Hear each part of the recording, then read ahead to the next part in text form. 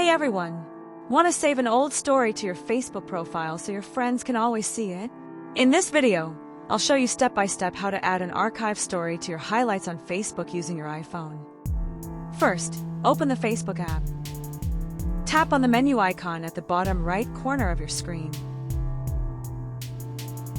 Next, tap on your profile name at the top to go to your Facebook profile.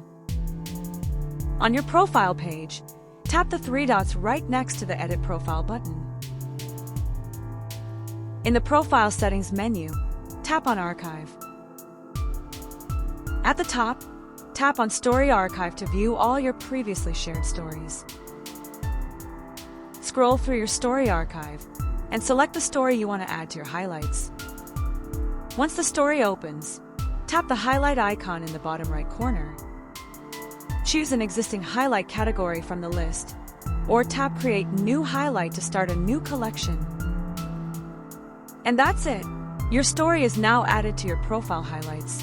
If this tutorial was helpful, don't forget to like the video and subscribe for more iPhone tips and tricks. Thanks for watching.